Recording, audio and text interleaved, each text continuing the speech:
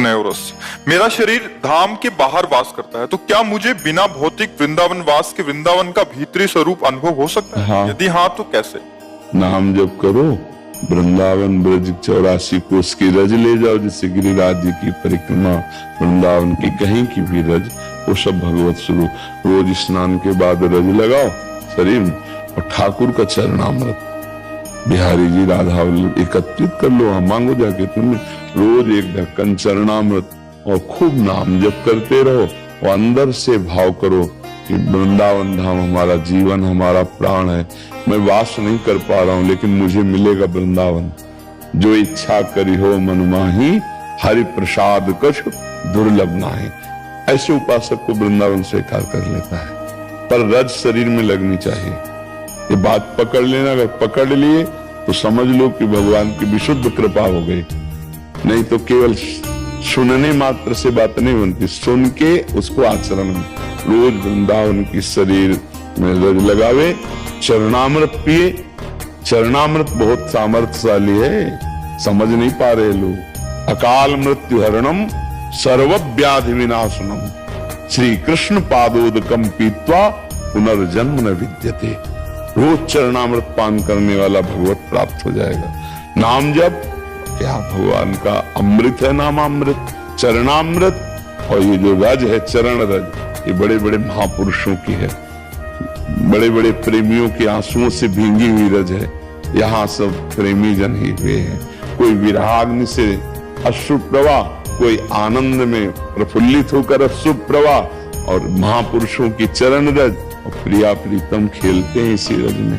तो वो रज हमारे शरीर से लगी हुई, और जिह्वा में राधा राधा राधा, और आश्रय कि मुझे जरूर वृंदावन मिलेगा। आशा, ये आशा पक्की, तो चाहे जहां शरीर छोड़े वो वृंदावन को प्राप्त होगा। और कभी कभी जब समय मिले तो आ जाया करो वृंदावन।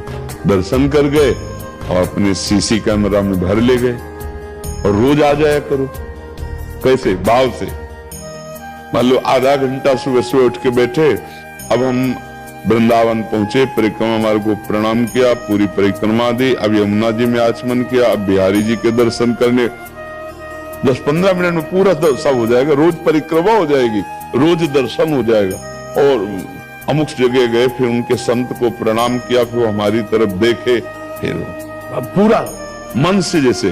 तो वृंदावन को चिंतवन यह दीप उर्बार, कोटि जन्म के अघतमय काट करे उजियार। बोले वृंदावन का ऐसा चिंतन करोड़ों जन्मों के पापों का नाश करके प्रेम का प्रकाश कर देता है। समझ गए?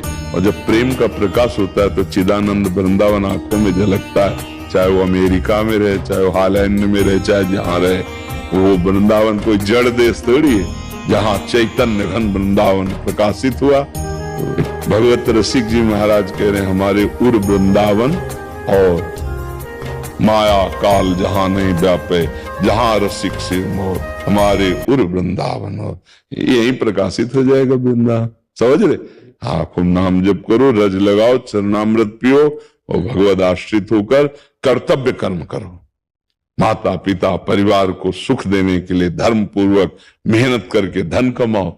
हाँ, जो पद मिले, जो सेवा मिले, भगवान को समर्पित करो। भगवान की सेवा है, पापाचरण ना हो, बढ़िया काम बन जाएगा। ठीक है? देखो गीता वाटिका गोरखपुर में है ना, वहीं वृंदावन का अनुभव राधा बाबा, भाई जी महाराज और भी महाभागवत जन कर जो किए, कर रहे और करते रहेंगे। तो वृंदावन की रज का सेवन हो। देखो वहां गिरिराज जी का स्थापन किया बाबा ने, ब्रज रज वहां पड़ी हुई है, यहाँ की रज लेके सब। ये रज का सेवन, चरणामृत सेवन, तो आप वृंदावन वासी ही माने जाओगे, क्योंकि रजोपसेवी हो और वृंदावन की आशा है। तो जिसकी जहां आशा होती है वो वहीं जाता है। तो हम जीवन भर आशा रखें वृंदावन वास की, हो भले ना।